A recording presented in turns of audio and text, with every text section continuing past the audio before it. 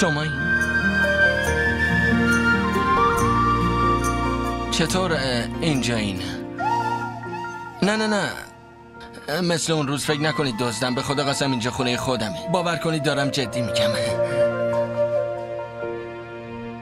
دیگه حرف نمیزنید؟ منظورم اینه که اون روز نذاشتین هیچ دفاعی از خودم کنم. فقط حرف میزدید.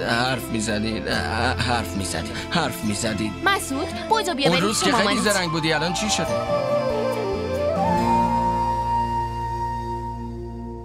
بهم بگو.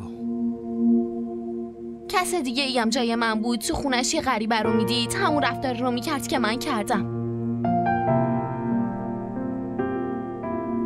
از ترس جون بزغاله هم شیر میشه. آها پس شما بزغاله این. نه منظورم اینه که اون روز شیر نبودین. نه من گل کاشتی آقا حسن.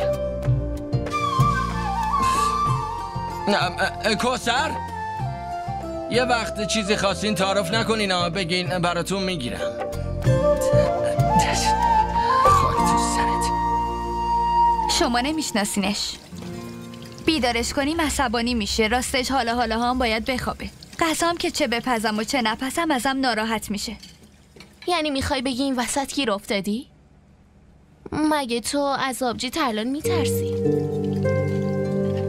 نمیترسم، فقط خیلی احترام میذارم. آخه اون زنداداش بزرگمه. خب حالا راه حلش چیه؟ منم تو همین فکرم. باشه بیا این ور خودم درست میکنم. نه مگه میشه؟ آخه شما مهمونید، امکان نداره. لطفاً برید بشینید. اول از همه این شما بفرمایید و تمومش کن. تو دوستی باید بگی تو. دوستی؟ چطور؟ مگه نیستیم؟ حالا چی میخوایم بپزیم؟ الان میگم. مرغ سوخاری. آره تو به این برس. باشه ادویه‌اش هم میزنم.